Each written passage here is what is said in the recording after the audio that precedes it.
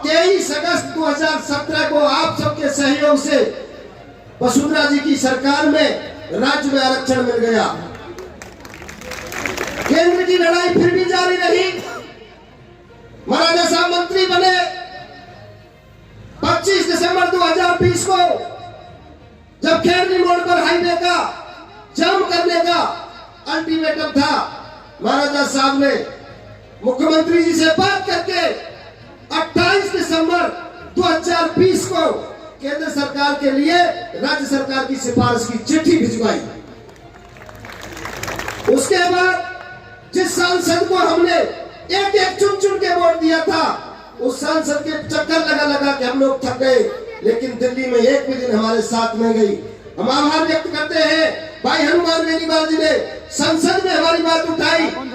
आभार व्यक्त करते हैं मनोज राजौरिया जी सांसद धौलपुर करौली हमारे साथ ओबीसी कमीशन में भी गए, और थावरचंद गहलोत जो मंत्री थे उनसे भी जाके हमारे विषय को रखा। ओबीसी कमीशन यहाँ विजिट भी कर चुका, लेकिन अकारण और तानाशाही और हमारी फूट के कारण हमको आरक्षण नहीं दिया जा रहा। ये समाज की फर्ज है, न ये कांग्रेस की है न बीजेपी की है। आरक्षण कांग्रेस को भी चाहिए, बीजेपी वालों के भी चाहिए, जाट के बच्चे को चाहिए, या 36 कौम के भी लोग हैं। अगर इस तरह का अन्याय हमारे साथ हो रहा है, मैं सभी नेताओं के समर्थकों से कहना चाहता हूँ, बहन ऋतु बनावत हमारे समर्थन में आई। जिस नेता का, जिस समर्थक का, चाहे वो बीजेपी का हो चाहे कांग्रेस का हो, जिससे संपर्क हो, उन सबसे ये बात कहे कि हमारे बच्चों के साथ अन्याय हो रहा है और इस न्याय की लड़ाई में हमारा साथ दें। महाराजा साहब किसी पार्टी के नहीं, महाराजा साहब से पार्टी है, महाराजा साहब पार्टी से नहीं है, ये तो आपको। महाराजा साहब ने हमेशा पार्टी से ऊपर हटके जनता के हक और अधिकार के लिए आवाज उठाई है, चाहे सत्ता कोई भी रही हो, लेकिन न्याय की आवाज के लिए हमेशा अपना झंडा डंडा मजबूत रखा है।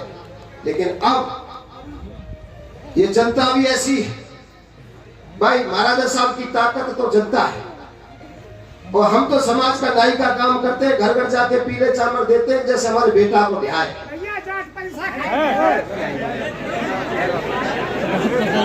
आरक्षण के लिए आपको घर घर जाके ऐसे जगा रहे हैं।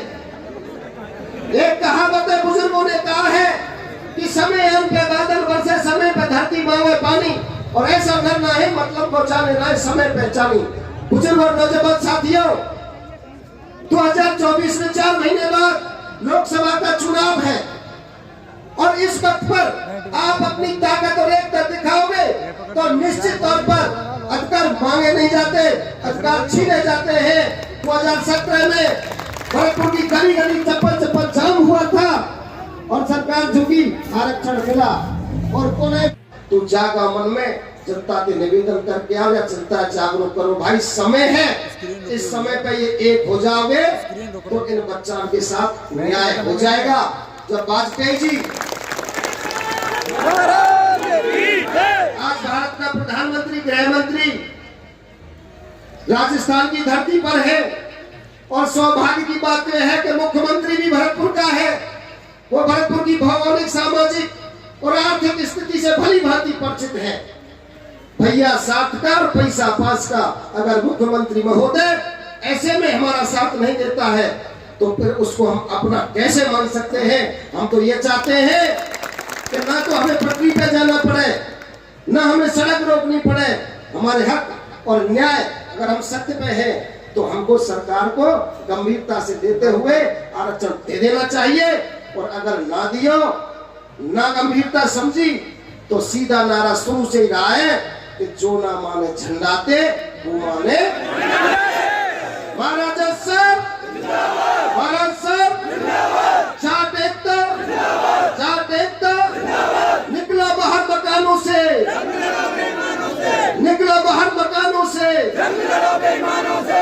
हमसे जाने अनजाने में, भावना में, भूल बस कोई त्रुटि में गलत शब्द निकला हो तो उसके लिए मैं क्षमा प्रार्थी हूँ, अपनी वाणी को विराम देता हूँ, और महाराजा साहब का पुनः बहुत बहुत सरदारी की तरफ से स्वागत और सम्मान करते हैं। और मैं निवेदन करता हूँ कि महाराजा साहब आशीर्वाद के रूप में हमें आशीर्वाद